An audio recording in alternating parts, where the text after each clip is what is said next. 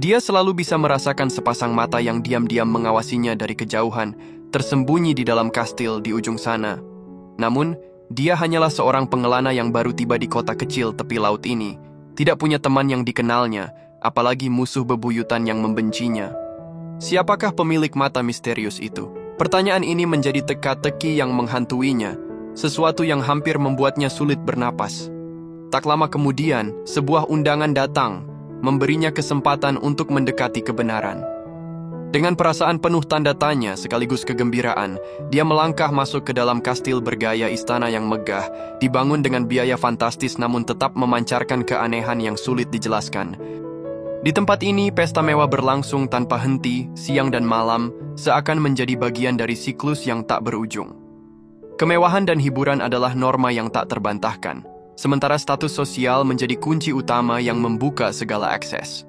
Setiap tamu yang datang tampaknya tak peduli pada aturan, mereka hanya ingin menikmati lalu menikmati lagi, seolah itu adalah satu-satunya tujuan keberadaan mereka di sini.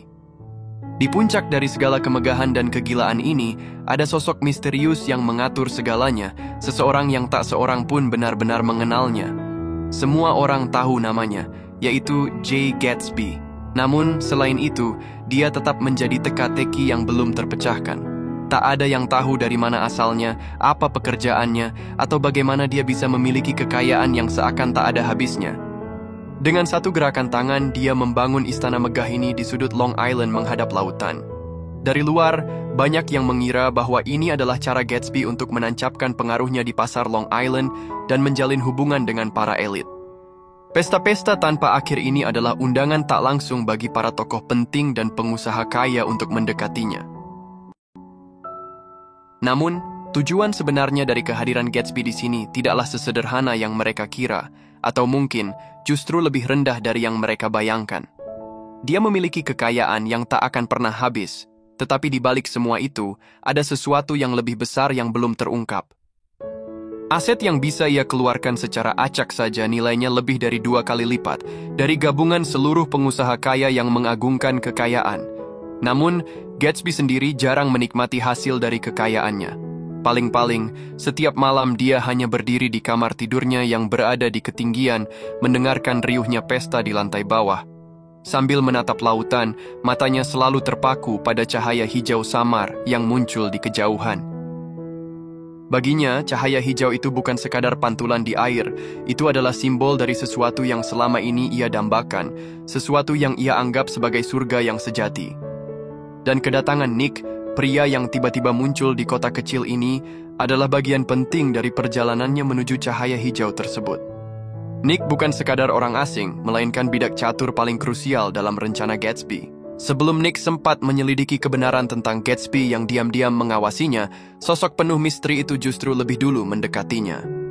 Gatsby mengundang Nick untuk makan malam bersama. Dalam perjalanan, ia dengan santai mengakui bahwa dirinya memang telah mengamati Nick dari kejauhan. Namun, ketika ditanya tentang tujuannya, ia malah mengalihkan pembicaraan dengan cerita masa lalunya. Setiap kali ia membicarakan sesuatu, Gatsby selalu mengeluarkan benda kecil yang berkaitan dengan cerita itu, seolah ingin membuktikan bahwa semua perkataannya bukan kebohongan. Ia harus memastikan satu hal sebelum melangkah lebih jauh. Nick harus percaya kepadanya, sepenuhnya, tanpa ragu sedikit pun. Baginya, permainan ini hanya bisa dilakukan sekali. Sekali bidak diletakkan, tak ada jalan untuk menariknya kembali. Satu langkah ini harus menjadi langkah yang sempurna, yang memastikan rencananya berjalan tanpa celah. Namun, di tengah perjalanan mereka, sebuah mobil patroli polisi melihat mobil Gatsby melaju dengan kecepatan tinggi. Petugas segera memberi tanda agar ia menepi. Tetapi Gatsby tetap tenang dengan santai, ia mengeluarkan sebuah kartu nama dan menyerahkannya kepada polisi. Begitu melihat nama yang tertera di kartu itu, sikap polisi langsung berubah menjadi penuh rasa hormat. Gatsby kemudian menjelaskan kepada Nick bahwa ia pernah membantu kepala kepolisian menyelesaikan masalah kecil. Ia menyebutnya seakan itu bukan hal yang berarti, namun Nick tahu jika Gatsby yang menanganinya, masalah itu pasti jauh dari sekadar kecil. Keduanya kemudian tiba di sebuah tukang cukur kecil di sudut jalan, tempat yang sekilas tampak biasa saja, bahkan terkesan sederhana. Namun, Berbeda dari tampilan luarnya, orang-orang yang datang ke sini adalah para pengembara di dunia bisnis dan farmasi. Di antara mereka, ada satu sosok yang selama ini menjadi idola Nick. Jelas sekali, demi mendapatkan kepercayaan Nick, Gatsby telah melakukan banyak persiapan sebelumnya. Namun, yang lebih mengejutkan, ternyata di balik tempat sederhana ini tersembunyi sesuatu yang jauh lebih besar. Di bawah toko cukur ini, terdapat sebuah ruang bawah tanah yang terhubung dengan bar rahasia, sebuah tempat tersembunyi di dalam kota. Berbeda dengan para bangsawan yang hanya sibuk berpesta di kastil, orang-orang di sini adalah mereka yang akan membentuk masa depan. Ada calon juara tinju, calon kepala keamanan dengan visi besar, bahkan calon senator yang kelak akan memiliki pengaruh besar di panggung politik. Setiap orang yang ada di tempat ini sudah ditakdirkan memiliki kekuasaan dan kehormatan di masa depan. Bagi Nick yang berasal dari kota kecil, semua ini terasa begitu mengerikan. Seolah-olah seluruh kota ini sebenarnya berada di bawah kendali tangan seseorang, tangan yang bernama Gatsby. Idola bisnis yang dikaguminya pun berkata dengan nada yang penuh makna, "Di era ini, mendaki ke atas dengan cepat bukan soal melangkah ke batu pijakan yang belum kau kenal.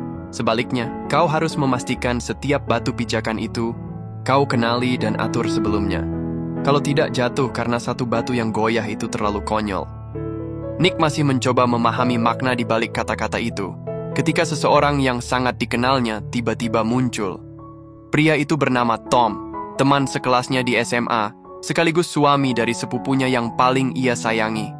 Dengan penuh semangat, Nick segera memperkenalkan Tom kepada Gatsby, berpikir bahwa pertemuan ini akan menyenangkan. Namun, reaksi Gatsby sungguh di luar dugaan. Bukannya bersikap ramah, wajahnya justru menunjukkan ekspresi penuh rasa jijik dan kebencian. Sebelum Nick sempat berkata lebih jauh, ia menoleh untuk mengenalkan Gatsby kepada Tom. Tetapi Gatsby sudah menghilang, seakan tak pernah ada di sana. Nick hanya bisa berdiri terpaku, dipenuhi rasa penasaran dan kebingungan. Seolah-olah kedatangan Nick dan Gatsby ke tempat itu memang ditakdirkan hanya untuk bertemu dengan Tom, suami sepupunya. Tapi ekspresi jijik dan benci yang ditunjukkan Gatsby, apa sebenarnya maknanya? Dengan perasaan penuh tanda tanya yang tak kunjung reda, Nick akhirnya memilih untuk pulang bersama Tom. Namun sebuah kebetulan yang mencengangkan menantinya. Ternyata, cahaya hijau yang selalu dipandangi Gatsby setiap malam berasal dari apartemen tempat Tom tinggal bersama istrinya, Daisy, dan sepupu Nick. Merasa penasaran, Nick pun mencoba menyinggung soal Gatsby kepada Daisy, menanyakan apakah dia mengenal pria itu. Namun, tanpa ragu sedikit pun, Daisy menjawab bahwa ia sama sekali belum pernah mendengar nama tersebut. "Gatsby, aku bahkan belum pernah mendengar namanya." Sementara mengenai cahaya hijau, bagi Daisy itu hanyalah lampu mercusuar biasa di ujung pelabuhan, tak lebih, tak kurang. Ia bahkan menatap Nick dengan santai, tanpa sedikit pun tanda-tanda kebohongan dalam sorot matanya. Jawaban ini membuat Nick semakin bingung. Jika cahaya hijau itu sendiri tidak memiliki makna khusus, lalu apa yang membuat Gatsby begitu terobsesi dengannya? Melihat Nick terjebak dalam kebingungan tanpa jawaban, Daisy mencoba mengalihkan perhatiannya dengan mengenalkan sahabat baiknya, yaitu Jordan. Namun, begitu melihat mereka berdiri berdampingan, perbedaan tinggi badan yang cukup mencolok membuat Nick merasa bahwa hubungan ini tampak tidak masuk akal sejak awal. Sejak hari itu, Nick memutuskan untuk tinggal bersama Tom untuk sementara waktu. Namun, semakin lama ia berada di sana, ia semakin menyadari bahwa hubungan pernikahan antara Tom dan Daisy tidak seharmonis yang ia bayangkan. Tom sama sekali tidak berusaha menyembunyikan perselingkuhannya. Ia kerap membawa Nick ke sebuah bengkel mobil, tempat tinggal salah satu wanita yang dicintainya. Faktanya, pernikahan antara Tom dan Daisy memang sudah lama kehilangan maknanya. Meskipun di depan umum mereka tampak sebagai pasangan yang harmonis, kenyataannya jauh berbeda. Setiap kali telepon berdering, Tom tanpa ragu meninggalkan Daisy sendirian. Bagi Daisy ini adalah bentuk pengkhianatan yang tidak bisa ia terima, namun ia juga tidak punya keberanian untuk menghadapinya secara langsung. Baginya, apartemen ini hari ini bisa menjadi miliknya, tapi besok bisa saja menjadi milik wanita lain. Mungkin, pura-pura tidak tahu adalah satu-satunya cara agar ia tetap bertahan dalam situasi ini. Nick menyadari bahwa ini adalah urusan rumah tangga sepupunya. Meskipun ia ingin membantu, ia tahu bahwa ia tidak bisa mengubah apapun. Maka dari itu, ia pun mengalihkan perhatiannya pada penyelidikan tentang Gatsby.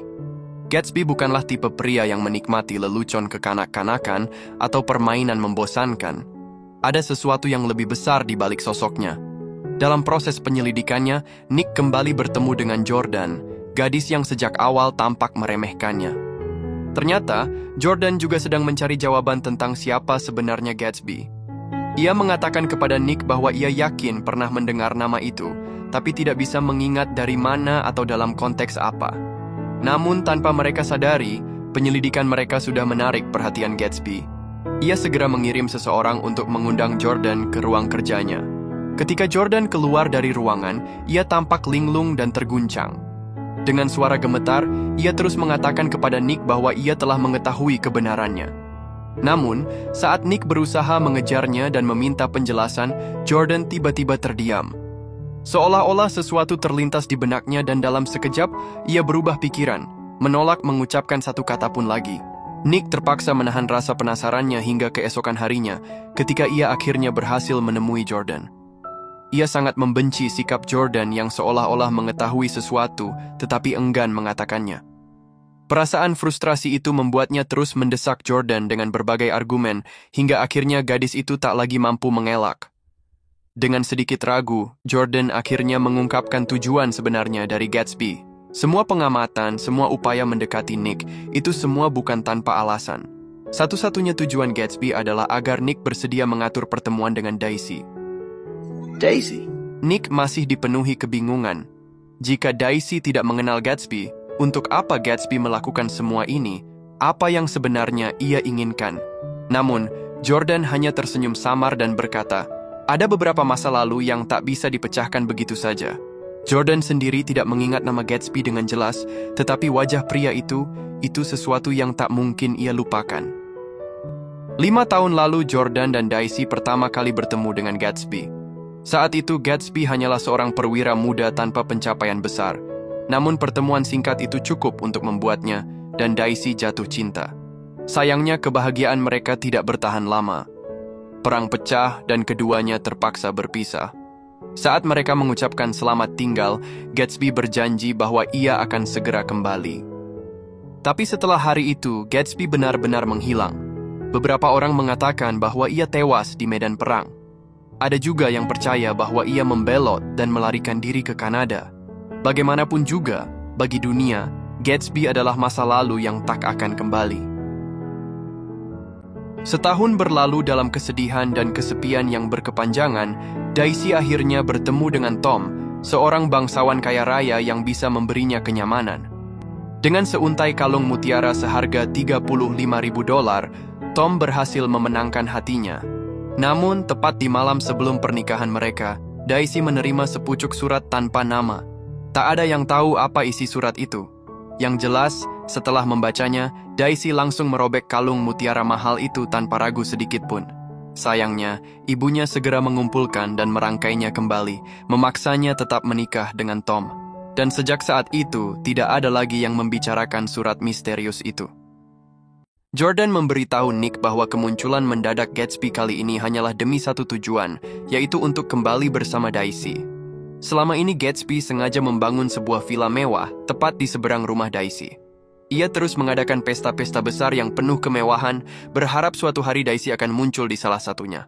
Namun kenyataannya tidak seperti yang ia harapkan. Sejak menikah dengan Tom, Daisy justru muak dengan kehidupan pesta yang hampa dan tanpa makna. Karena itulah Gatsby akhirnya mendekati Nick. Ia tidak berani mengatakannya secara langsung karena ini adalah harapan terakhirnya. Jika Daisy menolaknya, maka segalanya akan berakhir. Di dunia bisnis, Gatsby adalah raksasa yang tak terkalahkan. Namun dalam urusan cinta, ia hanya seorang pria yang rapuh seperti pengemis yang takut ditolak. Nick tidak sepenuhnya memahami mengapa Gatsby harus bersusah payah seperti ini hanya demi seorang wanita. Namun setiap kali ia mengingat bagaimana Tom diam-diam mengkhianati Daisy, hatinya merasa tidak adil. Akhirnya, Nick pun memutuskan untuk membantu Gatsby. Ketika Nick pulang ke rumah, ia mendapati Gatsby sudah menunggunya di depan pintu. Seperti biasa, Gatsby terlihat tenang dan elegan. Namun, gerakan tangannya yang gelisah mengungkapkan ketakutan bahwa Nick akan menolaknya. Nick tidak ingin bertele-tele. Tanpa banyak basa-basi, ia langsung menyetujui permintaan Gatsby. Sebagai gantinya, Nick hanya meminta satu hal, yaitu jika setelah bertemu Daisy, perlakukan dia dengan baik. Happens to be a rather confidential sort of thing, but you might make a nice bit of money on the side. No, thank you. I have my hands full. Well, you wouldn't have to do any business with Wolfsheim, I assure you. It's a favor, Jay. Just a favor. Yes. I'm happy to do it. Favor? Yes. Ketulusan Nick membuat Gatsby sulit mempercayainya. Di dunia bisnis, ia sudah terbiasa dengan orang-orang yang hanya bergerak demi keuntungan. Sikap Nick membantu tanpa meminta imbalan sudah terlalu asing baginya, hingga ia bahkan tak ingat kapan terakhir kali bertemu seseorang seperti itu. Saat itu juga, Gatsby mengambil keputusan. Tak peduli apakah rencananya berhasil atau tidak, ia akan menganggap Nick sebagai sahabat terbaiknya. Keesokan paginya, Gatsby mengirimkan sekotak penuh anggrek kupu-kupu yang hampir tak muat di dalam ruangan. Itu adalah bunga favorit Daisy saat mereka masih bersama. Tak hanya itu, ia juga menyuruh seluruh tukang kebunnya mengubah rumah, sementara Nick menjadi taman tersembunyi bak surga di tengah hutan. Namun semakin mendekati waktu pertemuan, keberanian Gatsby kembali goyah. Ia mulai merasa ragu, hampir memutuskan untuk mundur. Untungnya suara mobil Daisy yang tiba di depan rumah membuyarkan keraguannya. Nick segera berlari keluar untuk menyambut Daisy dan memastikan Gatsby tidak melarikan diri. Di dalam rumah, Gatsby yang gelisah terus-menerus mengubah posisi duduknya, berusaha menemukan cara terbaik untuk menyambut wanita yang selama ini ia rindukan.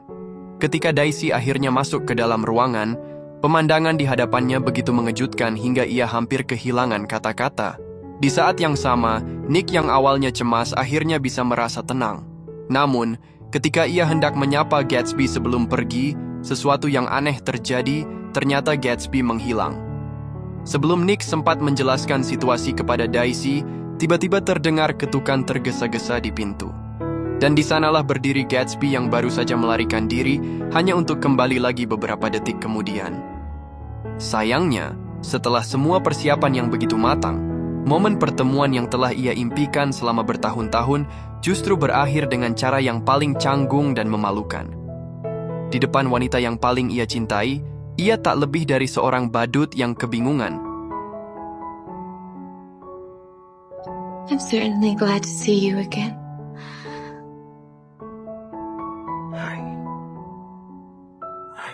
I'm certainly glad to see you as well. Tapi, pertemuan kembali mereka tidak sehangat yang Nick harapkan. Ia menyadari bahwa kehadirannya mungkin menghambat keduanya dalam mengungkapkan perasaan. Maka dari itu Nick segera berdiri dan berpura-pura hendak pergi ke kota untuk membeli teh. Padahal sebenarnya ia hanya ingin memberi mereka waktu berdua. Namun suasana canggung yang menggantung di udara membuat Gatsby semakin gelisah. Ia buru-buru meraih tangan Nick, berharap temannya itu tetap tinggal. Nick hanya tersenyum dan berkata, "Beberapa hal bisa kubantu, tapi ada hal-hal yang harus kau lakukan sendiri." Kata-kata itu menyadarkan Gatsby dari kebimbangannya. Ia telah menunggu hari ini selama 5 tahun penuh, bukan untuk sekadar duduk di sofa dan meneguk cangkir demi cangkir teh krisan murahan. Begitulah, Nick berdiri sendirian di bawah hujan deras sepanjang hari, hanya untuk memberi Gatsby lebih banyak waktu untuk mengungkapkan perasaannya. Saat ia kembali, suasana telah berubah. Tak ada lagi kecanggungan yang sebelumnya menyelimuti ruangan. Gatsby dan Daisy kini menatap satu sama lain dengan penuh kasih, seperti sepasang kekasih yang telah lama terpisah. Mereka berbagi cerita, mengenang 5 tahun yang penuh rindu dan penantian. Hari itu, Gatsby memutuskan untuk menghentikan pesta-pesta tak berujung di rumahnya. Itu adalah informasi yang Nick peroleh dari dalam. Sejak awal, istana megah ini memang dibangun hanya untuk menunggu momen ini. Gatsby memberitahu Daisy bahwa segala sesuatu di tempat ini dipersiapkan khusus untuknya. Lemari-lemari yang penuh dengan kain sutra dan brokat mahal adalah simbol keheningan mereka selama terpisah. Setiap kali ia berkelana ke negeri asing, ia selalu membeli kain terbaik di sana, bukan hanya sebagai pengingat akan perjalanan hidupnya, tetapi juga sebagai impian masa kecil yang ingin ia wujudkan. Dengan penuh semangat, ia mulai melemparkan kain-kain mahal itu satu persatu ke lantai, seolah-olah semua itu tidak ada artinya dibandingkan senyuman Daisy. Namun, tiba-tiba Daisy menangis. Gatsby segera mendekatinya dan bertanya, apakah ia tidak menyukai semua ini. Ia meyakinkan Daisy bahwa sekarang ia punya segalanya, apapun yang diinginkannya ia bisa memberikannya. Tapi Daisy hanya menggeleng dan berkata, ini air mata kebahagiaan. Ia merasa beruntung karena Gatsby akhirnya kembali. Bagi Gatsby, ini adalah jawaban yang paling sempurna. Namun kenyataannya, itu adalah kebohongan terbesar yang pernah Daisy ucapkan. 5 tahun yang lalu, cinta sejati Daisy memanglah Gatsby yang muda dan penuh semangat. Namun setelah 5 tahun berlalu, yang ia cintai hanyalah Tom, pria yang telah berulang kali menyakiti hatinya. Bersama Gatsby, ia menikmati kehidupan mewah. Namun bersama Tom, ia mendapatkan status sebagai istri seorang bangsawan sejati, sesuatu yang tidak akan pernah bisa diberikan oleh Gatsby, tidak peduli seberapa keras ia berusaha. Inilah kebenaran yang selama ini Gatsby sembunyikan dari semua orang. Di masa lalu, ia hanyalah seorang anak yatim piatu yang miskin dan terlantar. Karena keberuntungan, ia pernah menyelamatkan seorang jutawan yang kemudian membimbingnya dan mengajarinya cara berperilaku layaknya seorang bangsawan. Namun setelah sang jutawan meninggal, Gatsby kehilangan segalanya. Anak kandung sang jutawan bahkan mengirimnya ke medan perang yang hampir pasti akan merenggut nyawanya, semata-mata untuk memastikan bahwa Gatsby tidak akan pernah bisa mengklaim warisan yang besar itu. Tapi jika Gatsby tidak pernah mendapatkan warisan tersebut, dari mana datangnya kehidupan mewah yang ia miliki sekarang? Bagi Tom, yang memiliki status dan pengaruh luar biasa di kalangan bangsawan, menemukan jawaban atas misteri ini bukanlah hal yang sulit. Keesokan harinya, ia membawa Daisy ke pesta mewah yang telah disiapkan Gatsby dengan penuh perhatian. Tom tidak tahu bahwa pesta ini sebenarnya diselenggarakan khusus untuk istrinya. Niatnya adalah untuk mempermalukan Gatsby di depan semua orang, dengan mengungkap identitas aslinya yang rendah dan cara-cara liciknya untuk mencapai kemewahan. Namun di sekelilingnya ia terus bertemu dengan tokoh-tokoh penting yang tak bisa ia remehkan, orang-orang berpengaruh yang mengenal Gatsby dan menganggapnya sebagai bagian dari lingkaran elit mereka. Kehadiran para tokoh besar ini seketika mengangkat status sosial Gatsby, membuat Tom ragu untuk mengungkapkan kebenaran yang telah ia temukan. Gatsby pun menyadari bahwa Tom datang dengan niat tertentu. Sebagai bentuk penghinaan langsung, ia dengan berani mengundang Daisy untuk berdansa bersamanya di depan semua orang. Of course not. Penolakan Tom sudah diperkirakan oleh Gatsby. Cara terbaik untuk menghancurkan seseorang bukanlah dengan menyerangnya secara langsung, tetapi dengan memaksanya melepaskan hal yang paling berharga baginya. Dan bagi Tom, hal yang paling berharga serta yang paling menarik bagi Daisy adalah sikapnya yang selalu rasional dan menjaga citra sebagai seorang pria terhormat. Namun, pada malam itu sikap Tom benar-benar mengecewakan Daisy. Dengan nada sindiran, Daisy menyerahkan sebuah pena kepadanya, seolah mengatakan bahwa ia pasti akan mencatat nama wanita lain dalam daftar petualangan cintanya. Dan seperti yang diduga, Tom benar-benar menghabiskan malam itu bersama seorang aktris muda yang lebih cantik dan segar. Melihat Tom kehilangan kendali atas dirinya, Daisy akhirnya yakin akan perasaannya sendiri. Ia ingin meninggalkan kota ini bersama Gatsby, menjelajahi dunia yang selama ini hanya bisa dinikmati Gatsby seorang diri. Namun Gatsby justru menolaknya dengan penuh pertimbangan.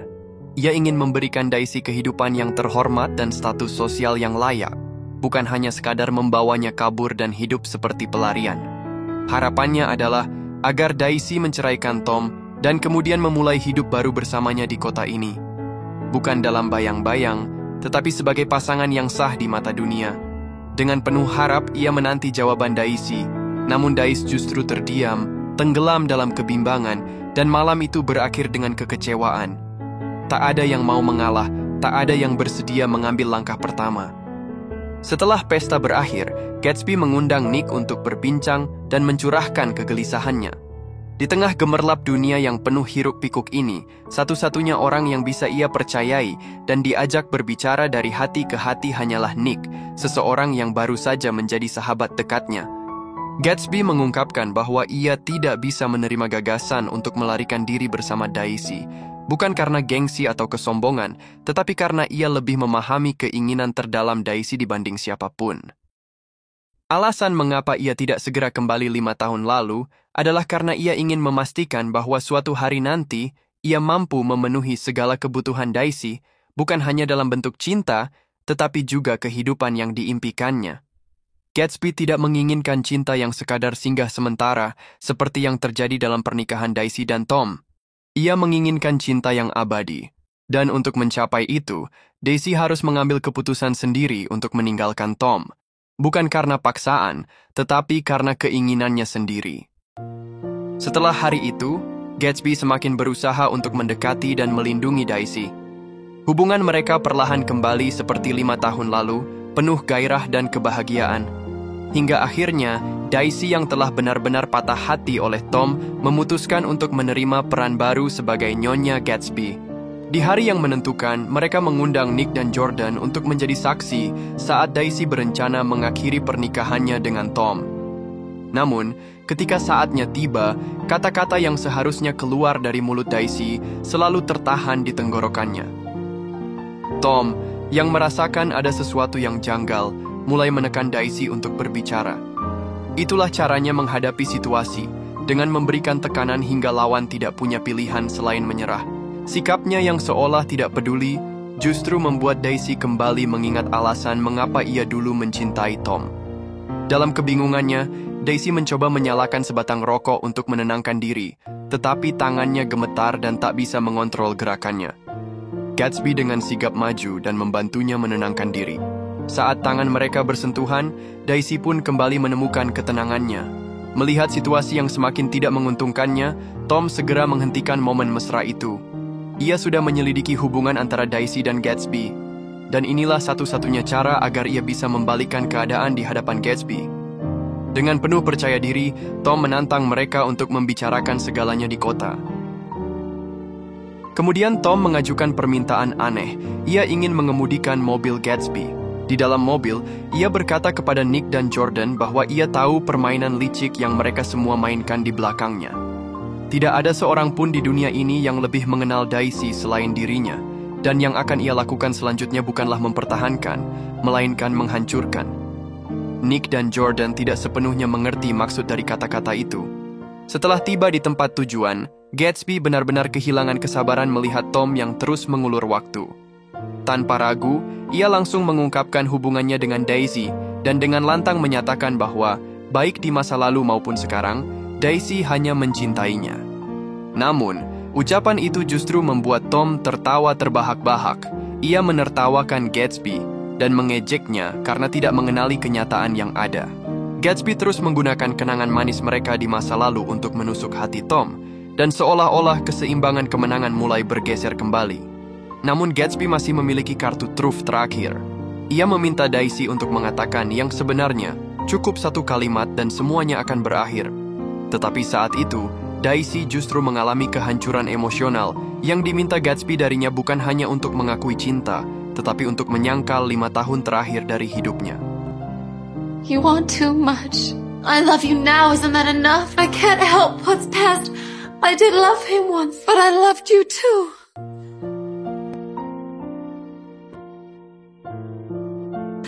You love me? Even that is a lie. She didn't know that you were alive. Tom, yang sejak tadi bertahan dalam posisi pasif, langsung menangkap celah dalam kata-kata Gatsby. Bagaimana mungkin seseorang yang benar-benar mencintai bisa melupakan nama orang yang ia rindukan selama 5 tahun? Namun, Gatsby sudah tidak peduli dengan semua itu. Yang ia inginkan hanyalah Daisy segera mengambil keputusan. Sayangnya, kemenangan sudah berpihak pada Tom.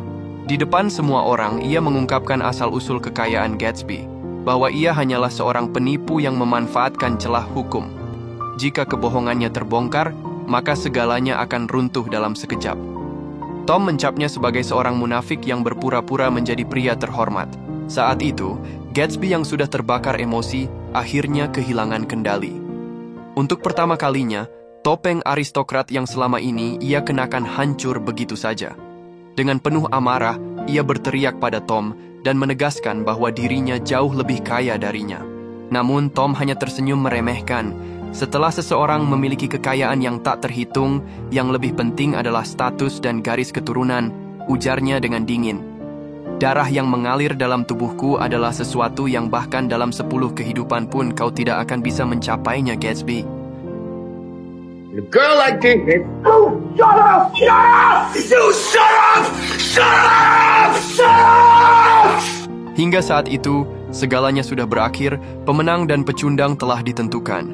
Dalam kemarahannya, Gatsby tanpa sadar merobek sendiri topeng yang selama ini ia kenakan.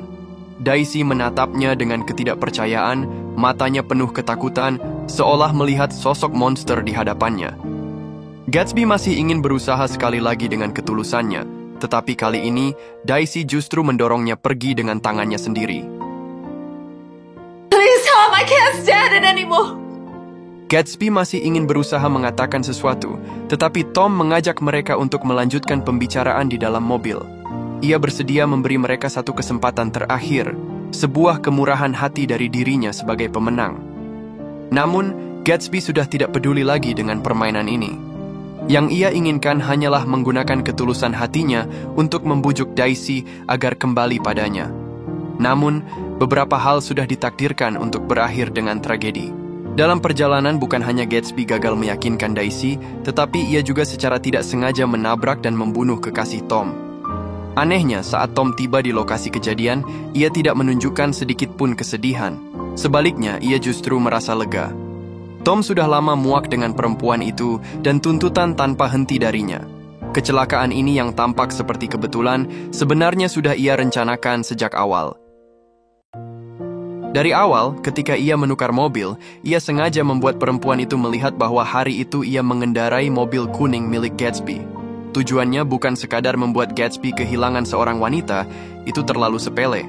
Tom ingin menghancurkan Gatsby sepenuhnya, karena itu ia telah merancang kecelakaan ini jauh sebelumnya. Sejak awal pertemuan hari itu, setiap langkah sudah berada dalam kendalinya.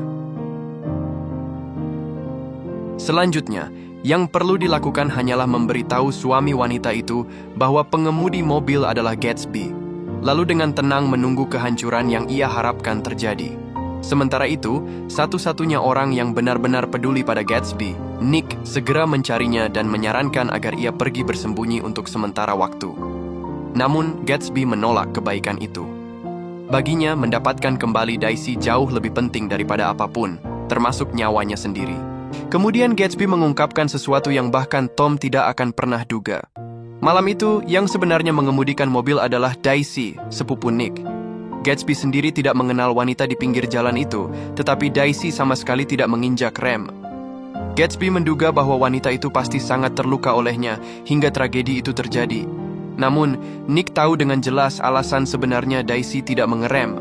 Sebelum berpisah, Gatsby memohon pada Nick untuk menyimpan rahasia ini dan sekaligus menenangkan Daisy. Namun, saat Nick tiba di rumah Daisy untuk menjalankan misinya, ia terkejut menemukan bahwa semua kekhawatiran Gatsby sia-sia belaka. Daisy telah kembali mesra dengan Tom, mereka bahkan memutuskan untuk segera pindah dari Long Island esok hari demi menghindari kejaran Gatsby. Di saat Gatsby masih terjebak dalam kebohongan dan ilusi, ia membersihkan mobilnya sendirian setelah menyuruh semua pelayannya pergi demi menyembunyikan kebenaran. Nick tidak tega memberitahu kenyataan pahit itu, sementara Gatsby dengan penuh harapan mengatakan bahwa ia telah meninggalkan pesan untuk Daisy. Kini ia siap menerima kenyataan bahwa Daisy akan pergi dan bahwa ia akan menghabiskan sisa hidupnya untuk menebus kesalahannya karena ia bukan berasal dari keluarga terpandang. Sampai saat itu, ia tetap yakin bahwa Daisy tidak pernah berbohong padanya. Nick mencoba menenangkan Gatsby dan ingin memberitahu apa yang sebenarnya terjadi di rumah Daisy, tetapi Gatsby selalu memilih untuk mengabaikan kenyataan apapun tentang wanita yang ia cintai. Ia tetap hidup dalam dunianya sendiri, memainkan peran sebagai badut tragis dalam kisahnya sendiri. Malam itu, Gatsby berjaga di dekat telepon hingga pagi, sementara itu bahaya tanpa disadari semakin mendekat. Lalu, telepon pun berdering. Gatsby dengan penuh keyakinan berpikir bahwa itu adalah Daisy yang akhirnya membalasnya. Namun, tepat saat ia hendak mengangkat telepon itu, suara tembakan bergema, menghancurkan seluruh impian dan ilusinya dalam sekejap. Tembakan kilat itu menembus jantung Gatsby dengan cepat dan bersih. Dengan nafas terakhirnya, ia berusaha maju untuk mengangkat telepon.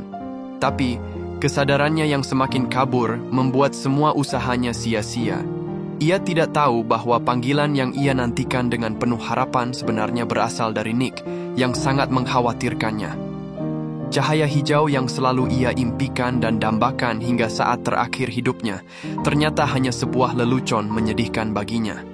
Di pemakamannya, para wartawan berdesakan, berusaha mengorek sisa-sisa nilai berita dari sang miliuner legendaris.